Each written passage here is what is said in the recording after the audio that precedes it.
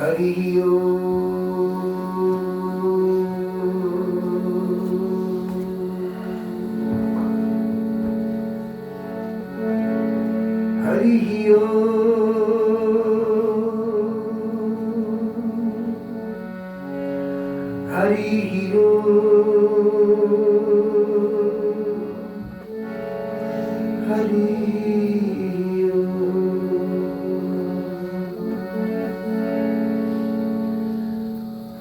गुरुर्ब्रह्मा गुरुर्विष्णु गुरुर्देवो महेश्वर गुरुर् साक्षात् परं ब्रह्म तस्मै श्री गुरुवे नमः।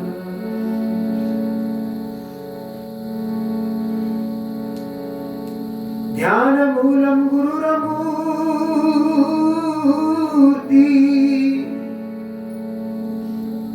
पूजामूलं गुरुपदम् मंत्रमूलं गुरुर्वाक्यम् मोक्षमूलं गुरुकृपा। वक्रतुंड महाकाय सूर्यकोटि समप्रभ निर्विघ्नं कुरु मे देव सर्वकार्येषु सर्वदा। ओम गजाननं भूतगणाधिसेवितं गवितजम्बुफलचारुभक्षणम् उमासुतं शोकविनाशकारकम् नमामि विघ्नेश्वर पादपङ्कजम्।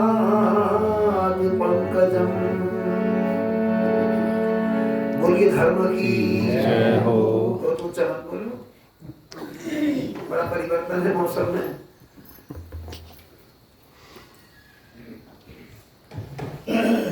थोड़ा आवाज को दबाओ, व्यर्थ में बल लगाने का कोई लाभ दुनिया में होता नहीं।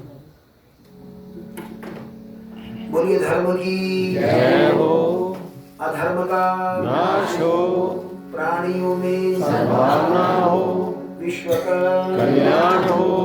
गौ माता की जय हो, भारत माता की जय हो, श्री गंगा मैया की जय हो, यमुना मैया की जय हो, कृष्णा का देवी की जय हो, नर्मदा मैया की जय हो, जगदियां जोता वाली माता तेरी सदा। श्री द्वारिकाधीश भगवान की जय, काशी विश्वनाथ भगवान की जय, श्री राजा रामचंद्र भगवान की जय, पूज्य पाठ श्री सद्गुरुदेव भगवान की जय। जयकारा वीर बजरंगी हर हर महादेव। श्री वैदिक सनातन धर्म की जय। बड़े आनंद का विषय है, आह्लाद की घड़ियां हैं।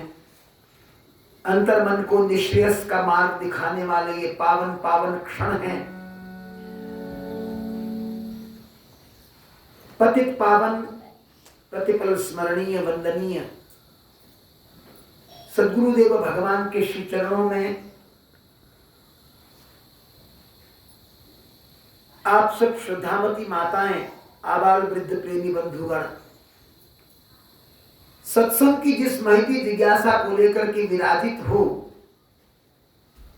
उस सत्संग का आज सत्र के रूप में ठीक दक्षिणायन के लग जाने पर आज दक्षिणायन का प्रारंभ हो गया और वर्षा ऋतु भी, जिसे रजिस्टर्ड कहते हैं ना, डिक्लेयर्ड कहते हैं, शास्त्रीय विधि से वर्षा ऋतु का प्रारंभ। मैं बाहर के मौसम को देख के नहीं कह रहा, पंचांग से बोल रहा हूं। तो वर्षा ऋतु कालीन सत्संग सत्र जो दक्षिणायनात्मक सत्संग सत्र है, उसे संपन्न करने के लिए आज आप सब और आपके साथ ये आकिंचन, ये किंकर भी सद्गुरु भगवान केशी चरणों में उपस्थित हुआ है नित्य की भांति। इस पर बहुत बार चर्चा हुई है, परस्पर हम लोगों ने विविध प्रकार के धर्म गत प्रसंगों के माध्यम से और सद्गुरुदेव भगवान के मुखारविंद से श्रवण करते हुए जाना है कि असत का त्याग और सत्य का अधिग्रहण कर लेना ही सत्संग है। न तो सत्संग राग रंग है, न सत्संग उछल कूद है, न सत्संग तेरा मेरा है, न सत्संग छोटा बड़ा है, न सत्संग ऊंच नीच है, न सत्संग खाना पीना है, न सत्संग ओढ़ना दिखाना है। सब तो अपने भीतर आत्माराम में बैठे हुए सत्य तत्व को पहचान करके आत्माराम बनकर जिससे उपजा है उसका हो जाना सत्संग है। बस महाराज जी ने हमको नाना प्रकार से विस्तार के माध्यम से अनेक प्रकार के दृष्टांत देकर के यही खड़ा करना चाहा है जहां हम आज तक नहीं हो पाए। इस सारे मंथन के उपरांत एक निष्कर्ष की बात आती है कि अपने हाथ में हम है ही नहीं। हम अपने हाथ में होते तो अब तक तो कितना सुधर चुके होते और कईयों को सुधार चुके होते। वस्तुतः कोई भी किसी के हाथ में नहीं है। ये परमात्मा ने संसार इस प्रकार बिखरा हुआ तो बनाया, लेकिन इस बिखरे हुए संसार का एक एक धागा स्वयं अपने हाथ में रख लिया। इसलिए महात्मा कबीर ने बड़ी सुंदर बात कही, हम सब हैं कठपुतली रे साधो, हम सब हैं कठपुतली। कोई गोरी कोई काली साधो, कोई मैली कोई उजली। अब उजली वाली मैली को कहती देखो ये कितनी गंदी है, मैली वाली कहती देखो इसको उजलेपन का कितना घमंड है। दोनों आई थी मालिक का काम करने के लिए, वो भूल गई कि हमें मालिक का काम करना है। हमें मालिक के धागे से बंध कर, डोरी से बंध कर इस संसार में अपना कर्तव्य पूरा करना, कार्य पूरा करना है। और कार्य पूरा होने के बाद जब वो धागा खींचेगा तो बिना हिचके उसी के चरणों में चले जाना है। पर हमने तो यहाँ डेरा बसा लिया, हमने जाने की सोची नहीं, जाना चाहती नहीं। माली आवत देख के कलियां करें पुकार, फूली फूली चुन रही कल हमारी। अभी हमारी आदरणीय बहन सुमन जी जो संचालिका हैं मंच की, बता रही थी कि इस बार पत्रिका में बहुत सा स्थान देना पड़ा। बहुत से सत्संगी भाई बहन शरीर का त्याग कर गए। श्रद्धेय वंदनीय संत श्री हरिचंद्र जी महाराज का देहावसान हुआ। 17 फरवरी को हम सबने देखा, सुना, समझा। ये देहावसान हो गया और कितनों का और भी हो गया, और हमने एक औपचारिक रूप से मौन रख लिया। हम मौन हो गए। हमने समझा क्या, हमने जाना क्या, हमने लिया क्या, इस प्रसंग ने, इस तथ्य ने, इस विघटन ने हमें दिया क्या, थोड़ा विचार कर लेना चाहिए ना। मैं प्रथम पुष्प महाराज जी के चरणों में भेंट करूंगा तो मुझे ऐसा लगता है कि भूमिका के रूप में इस बात की चर्चा हो ही जानी चाहिए। इन्होंने कहा कि मौन रख ले, हमने मौन रख लिया। अब मौन रख के हमने क्या किया? हो सकता है मेरा मन चला गया हो कि मेरा पेन नहीं आया, वो कहां गया?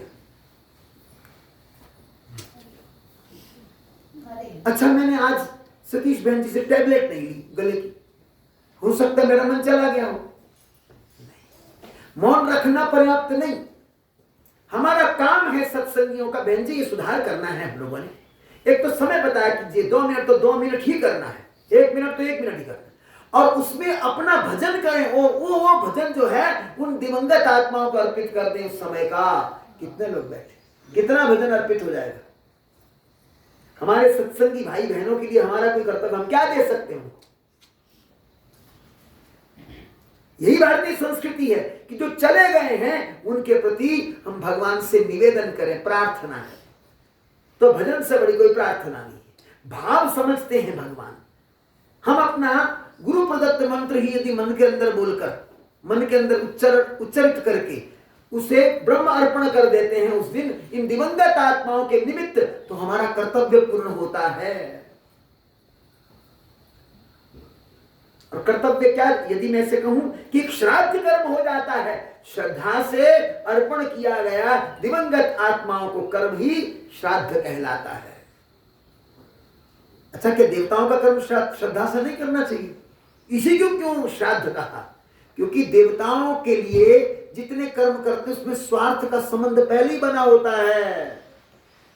जहां स्वार्थ होता है वहां ध्यान होता है, परंतु दिवंगत आत्माओं के प्रति बस उनसे ले लिया।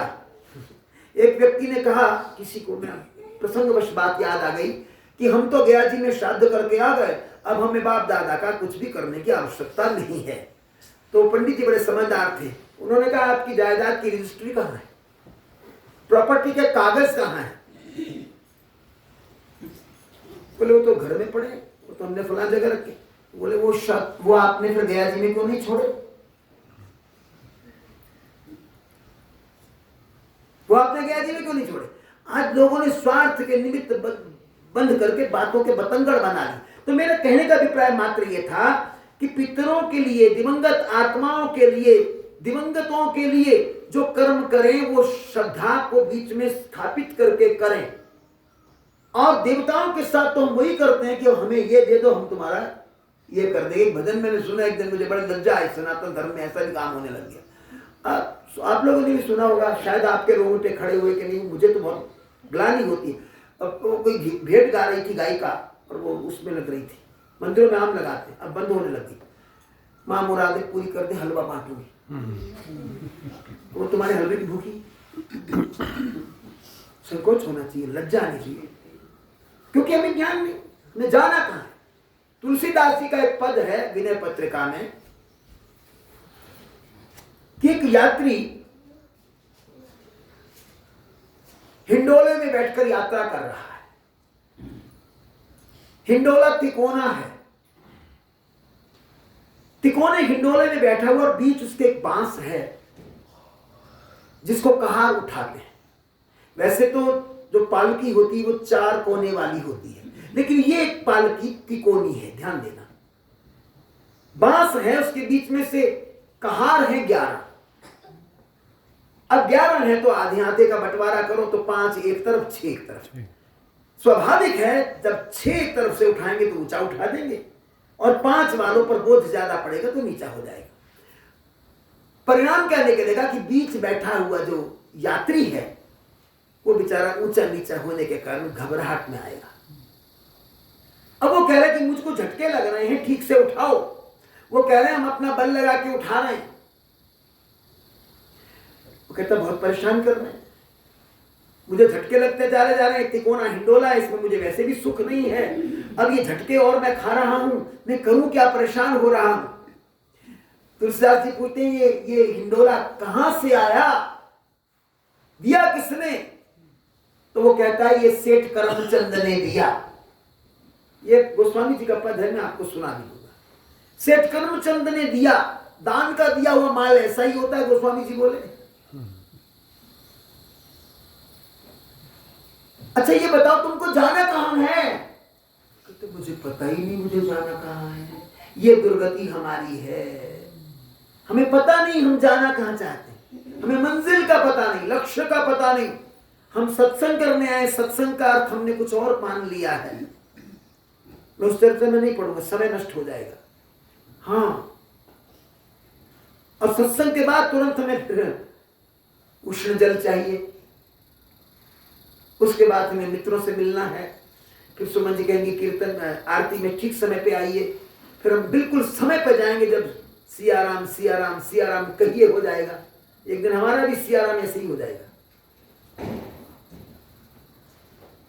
और आरती के संपन्न होते ही झटका देकर के बैठेंगे लंगर की पंक्ति में।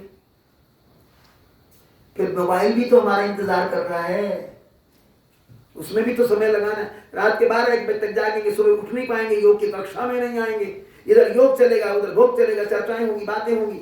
ये सारे क्रम हमको ललकार रहे हैं कि भाई क्या करने आए हो, इस बात को लेकर के चलो, सोच के चलो, विचार करके चलो। पहला दिन है, पहला दिन ढील के लिए नहीं होता, ठीक है, परिवर्तन किया तो पहले दिन नहीं पता है, अब कल सूचना मिलेगी तो सबको आना चाहिए। तो मैं निवेदन करूंगा हाथ जोड़ करके कि जो व्यवस्थापकों ने की, ठीक है, मैं प्रचलित शब्दों के, गढ़े हुए शब्दों के उसमें नहीं कूद रहा हूं। व्यवस्था ने जो व्यवस्था दी, व्यवस्थापिका ने जो व्यवस्था दी, उसको स्वीकार कर लेना समर्पण का एक अंग है, पहला अंग है। और उस अंग को अगर अंगीकार कर लेंगे तो हम सचमुच में आधे सत्संगी बन जाएंगे। और दूसरा तो आप समझते ही हैं कि हम यहां सत का संग करने आए हैं, असत का त्याग करने आए हैं।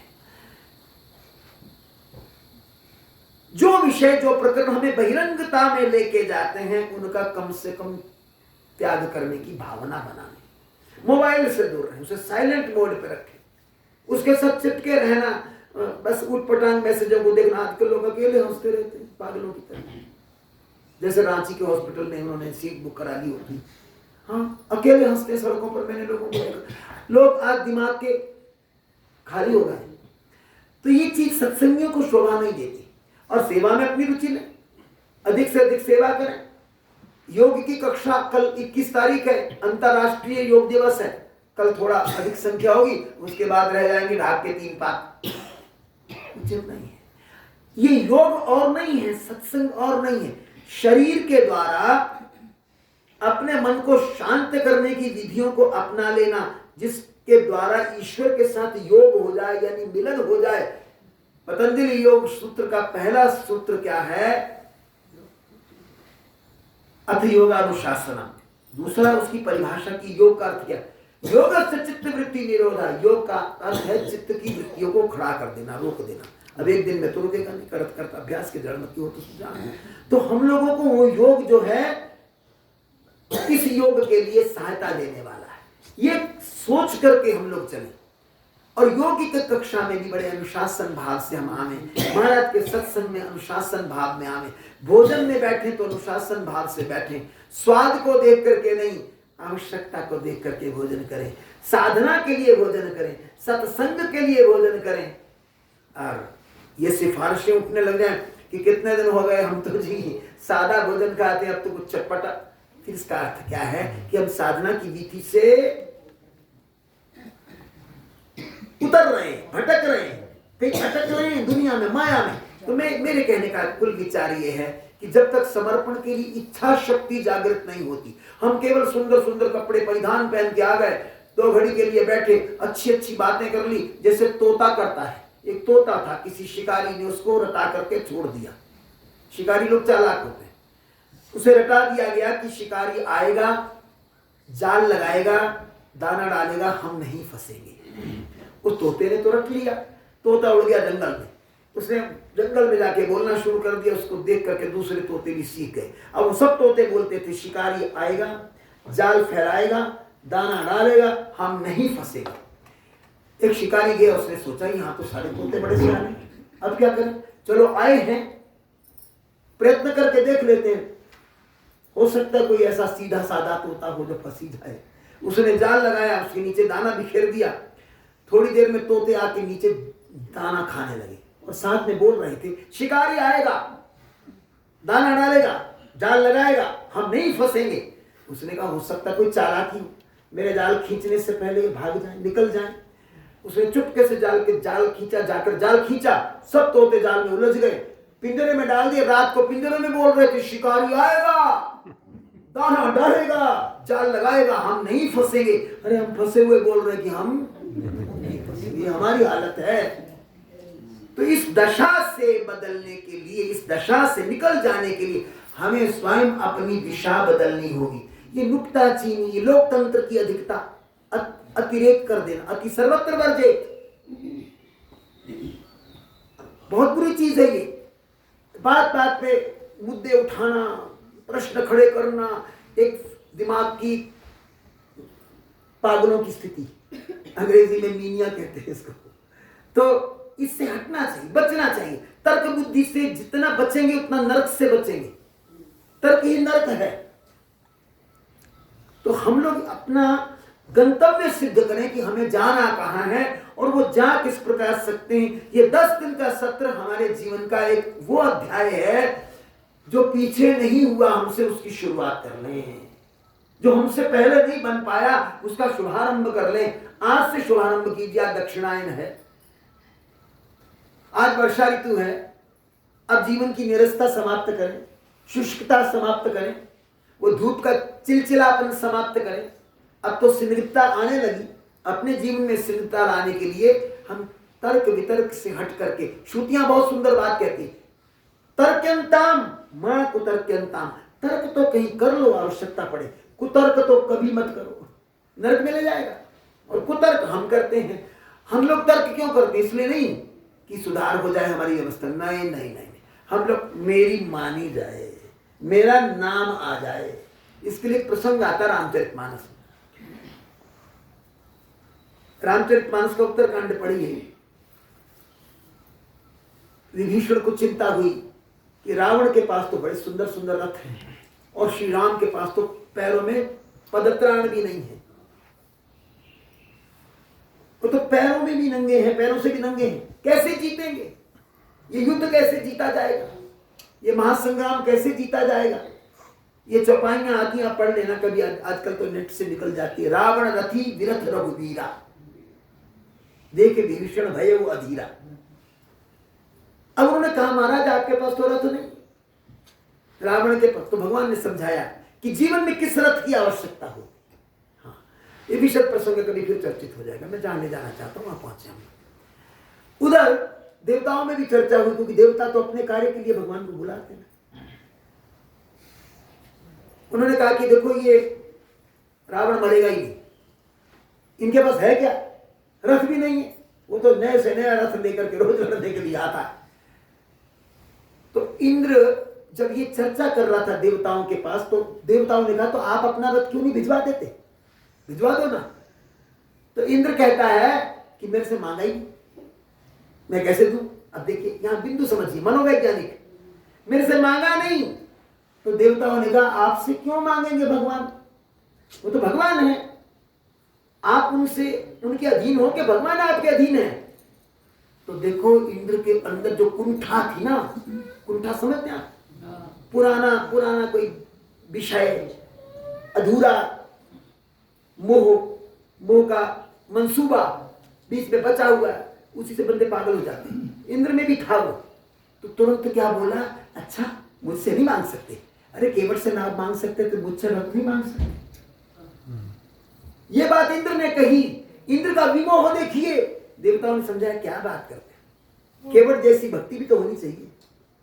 फिर मातली के हाथ रथ भिजवाया और भगवान की उदारता देखिए, अपने को आकिंचन बनाकर, क्योंकि मानव अवतार के में आए थे ना भगवान श्री राघवेंद्र, तो अपने आप को मानव सिद्ध किया। उन्होंने मातली के हाथ भिजवाया हुआ इंद्र का रथ भी स्वीकार कर लिया। ये नहीं कहा कि जाओ ले जाओ, हम अहंकारी का रथ नहीं लेते, ऐसा नहीं कहा, सिर चढ़ा दिया। तो कितनी सुंदर शिक्षा देता है ये प्रसंग। रामायण केवल गाने के लिए नहीं है, नाचने के लिए नहीं है, ये अंतर मन का मंथन करने के लिए है। रामायण जैसा कोई पंचम वेद मिलने वाला नहीं है, यदि हम मंथन के भार से समझ करके उसका अध्ययन करें।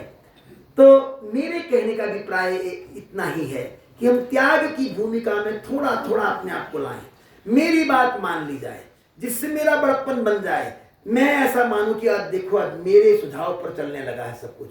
ये एक पागलपन के सिवाय कुछ भी नहीं, कुछ भी नहीं। अच्छा एक बात का विचार करें, आज मान लो किसी गलती से कोई यहाँ कोई प्रेस फोटोग्राफर आ जाए और अपने प्रताप जी या अपने साध्वी जी साक्षात्कार दे रहे हों और कहीं मुझे भी बिठा लें और मेरी छोटी सी फोटो आ जाए, तो होगा क्या कि मुझे ये नहीं होगा कि इन्होंने क्या बोला, क्या कहा, इनका विचार क्या, वो अखबार मंगवा के रख लेंगे। अब देखो हमारी फोटो, देखो हमारी फोटो। आपकी फोटो से दुनिया को क्या, वो तो आपके घमंड को, आपकी ईगो को है, दुनिया को नहीं है। तो इस तरह के जो विचार थोथे हैं इनको अपने भीतर से निकालना, खाली कर देना, फिर जो बचा हुआ बैठा हुआ आत्मा राम है वही सत है, उसका संग करना ही सत्संग है। असल में सत तत्व तो दूर नहीं है, परमात्मा दूर नहीं है, परंतु हमारे इतने विकार भीतर हैं, वो भीतर ही बैठे हुए आत्माराम से हमें मिलने नहीं देते। मैं भाई जी ने मुझसे फोन पे कहा था कि इस बार हनुमान जी की भी कुछ ऐसी रहस्यात्मक बातें बताना, तो मैंने इनसे कहा था कि जो बन पड़ेगा जरूर चर्चा होगी, पर आज क्योंकि विषय उठ गया है, भजन एक ही बोल लेंगे, कोई बात नहीं। तो हनुमान जी के त्याग की बात हो जाए। देखो, राम का संग करने वालों का उदाहरण देना हो तो श्री हनुमान से बड़ा उदाहरण हो ही नहीं सकता। भगवान शंकर का एकादश रुद्र अवतार है हनुमान जी, 11वां रुद्र अवतार। उस रुद्र अवतार में वो बंदर बन गए। भगवान की सेवा करने के लिए उन्होंने आकृति का, रूप का भी कोई भाव नहीं रखा कि मुझे रूप सुंदर मिले। पूंछ लगवा ली अपनी, बंदर की आकृति बना ली अपने आप को।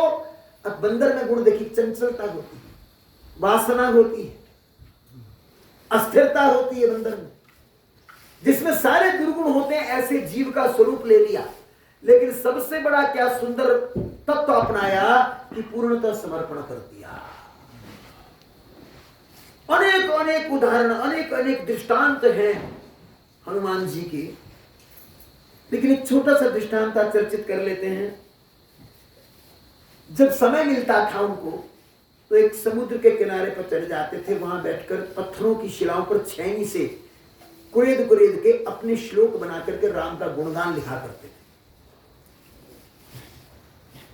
जब समय मिलता था यही करते थे, राम नाम गुण गाते थे और कभी कभी लिखे, क्योंकि उनके बराबर तो कोई रचयिता भी नहीं था, गायक भी नहीं था।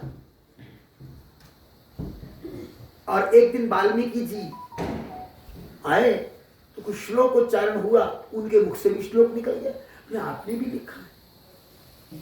बोले, नहीं नहीं, आपने लिखा है। इतना सुंदर श्लोक आपने कैसे बना दिया? मुझे दिखाइए आपकी रचना है कहां। अब हनुमान जी कहे, नहीं, हम कुछ आपके सामने हम आकिंचन हैं। बोले, नहीं, आप छुपा रहे हैं, हमें दिखाइए। हनुमान जी ने यहां बिठाया, बहुत आग्रह करने के बाद समुद्र के तट पर ले गए। वहां पर पत्थर ही पत्थर पड़े थे, जिन पर राम का गुणगान लिखा हुआ था, श्लोक ही श्लोक लिखे हुए। उनको वाल्मीकि जी ने देखा, ध्यान से देखा, उनका अध्ययन किया। राम का गुणगान इतना सुंदर, इतने सुंदर छंद जिनका कहीं भी नियम भंग ना हो,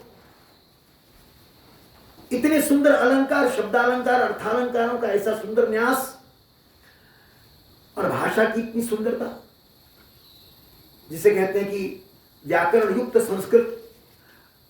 फीका पड़ गया उनका चेहरा, ऋषि वाल्मीकि जी का चेहरा फीका पड़ गया। हनुमंतलाल जी समझ गए, महाराज आप क्या सोच रहे हैं? उनके चरणों में बैठ गए कि हनुमंत, बस मैं तो ये सोच रहा हूं कि अब मेरे लिखने की कोई आवश्यकता नहीं, क्योंकि तुम्हारे इस रामायण को पढ़ने के बाद वाल्मीकि की रामायण को कोई पढ़ेगा ही नहीं दुनिया में। हनुमंतलाल जी ने ये सुना और उसी समय ऋषि वाल्मीकि के सामने एक एक शिलाखंड को उठा के समुद्र में डाल दिया।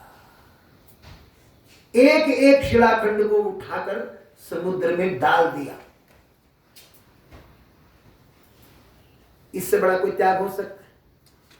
हम किसी की पंक्तियां चुरा करके उसमें 2 शब्द बदल करके, टुकड़ कवि बन करके, अपना नाम भर करके, जब तक 5000 लोगों को सुना ना दे, हमें शाम का खाना अच्छा नहीं लगता। टुकड़ों की स्थिति है। हनुमान जी ने अपनी रचनाएं मिटा डाली, समाप्त कर डाली। कोई त्यागी नहीं उनके बराबर, उन्होंने त्याग की सीख दी। और एक बात और बता करके भजन की ओर आऊंगा। जब हनुमान चालीसा बना, गोस्वामी जी ने लिखा, गोस्वामी तुलसीदास जी महाराज ने लिखा, मध्यकाल में लिखा, इसी युग में लिखा। और चालीसा कहां से शुरू होता है? ये तो अयोध्या कांड का दोहा है पहला। अयोध्या कांड में पहले गया कि बाद में गया ये मैं नहीं कह सकता। जय हनुमान ज्ञान गुण सागर, जय कपीस क्यों लोग उजागर। तो तुलसीदास जी के सामने हनुमान जी आ गए कि बोले, महाराज आपने चालीसा ठीक से शुरू नहीं किया। महाराज मैंने तो आपका गुणगान 40 पंक्तियों में, 40 चौपाइयों में गाना है, इसलिए आपके गुणगान से प्रारंभ हुआ। जय हनुमान ज्ञान गुण सागर, ज्ञानी नाम अग्रगण्य हैं आप।